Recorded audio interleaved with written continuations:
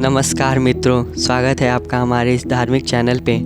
क्या आप जानते हैं किस माह में कौन सी एकादशी आती है?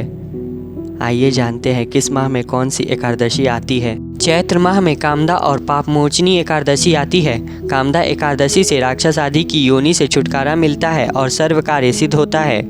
पापमोचनी एकादशी व्रत से पाप का नाश होता है और संकटों से भी मुक्ति मिलती है। वैशाख में वरुथनी और मोहिनी एकादशी आती है। वरुथनी एकादशी सौभाग्य देने, सब पापों को नष्ट करने तथा मोक्ष देने वाली है, तो मोहिनी एकादशी विवाह, सुख, समृद्धि और शांति प्रदान करती है, साथ ही मोह माया के बंधनों से मुक्त करती है।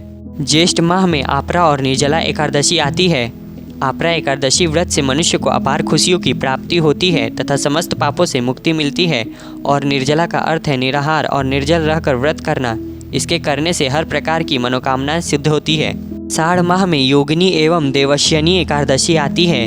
योगिनी एकादशी में समस्त पाप दूर हो जाते हैं और व्यक्ति पारिवारिक सुख पाता है। देवस्यनी एकादशी व्रत करने से सिद्धि प्राप्त होती है। यह व्रत सभी उपद्रवों को शांत कर सुखी बनाता है।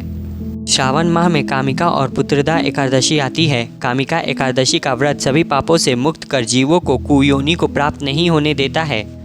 पुत्रदा एकादशी करने से संतान सुख प्राप्त होता है। भाद्रपद में अजा और परिवर्तनी एकादशी आती है। अजा एकादशी से पुत्र पर कोई संकट नहीं आता, दरिद्र दूर हो जाता है, खोया हुआ सब कुछ पुनः प्राप्त हो जाता है। परिवर्तनी एकादशी से व्रत के सभी दुख दूर होकर मुक्ति मिलती है। आश्विन माह में इंद्रियाएं एवं पापानकुंश एकादशी आती है।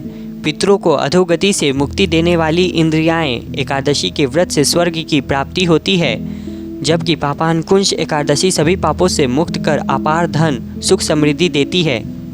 कार्तिक माह में रमा और प्रबोधिनी एकादशी आती है। रमा एकादशी व्रत करने से सभी सुख और ऐश्वर्य की प्राप्ति होती है। देवउठनी या प्रबोधिनी एकादशी व्रत करने से भाग्य जागृत होता है। इस दिन तुलसी जी की भी पूजा होती है। मार्गशीर्ष माह में उत्पन्ना और मोक्षदा एकादशी आती है। उत्पन्ना एकादशी व्रत करने से 1000 वाजपेयी और अश्वमेघ यज्ञ का फल मिलता है। इससे देवता और पितृ तृप्त होते हैं। मोक्षदा एकादशी मोक्ष देने वाली होती है। पौष माह में सफला एवं पुत्रदा एकादशी आती है। सफला एकादशी सफल करने वाली होती है। सफला एकादशी व्रत करने पर अश्वमेघ यज्ञ का फल प्राप्त होता है। पुत्र की प्राप्ति के लिए पुत्रदा एकादशी का व्रत करना चाहिए।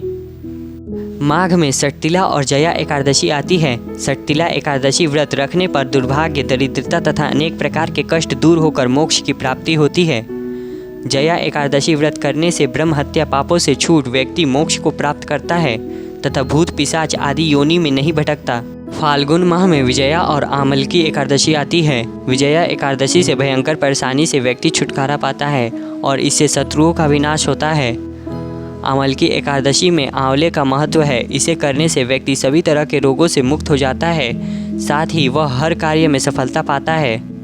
अधिक मास माह में पर्शिणी, कमला एवं परमा एकादशी आती है। पर्शिणी एकादशी का व्रत सभी तरह की मनोकामनाओं को पूर्ण करता है, साथ ही यह पुत्र, कीर्ति और मोक्ष देता है। परमा एकादशी धन वैभव देता है तथा पापों को नाश कर उत्तम गति प्रदान करता है।